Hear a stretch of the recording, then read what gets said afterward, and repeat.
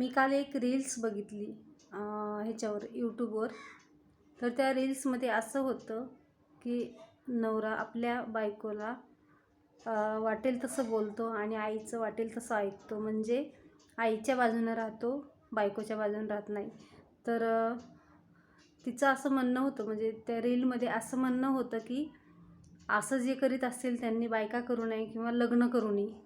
तर मी तुम्हाला हे कितपत योग्य वाटतं मला नक्की सांगा. तर मला असं वाटतं की असं नाही करायला पाहिजे. जी मुलगी आपल्या भरोश्यावर येते ना, तिलासुद्धा आधार दिला पाहिजे, कारण तीसुद्धा आपल्या घरात रुळायला वेळ लागतो.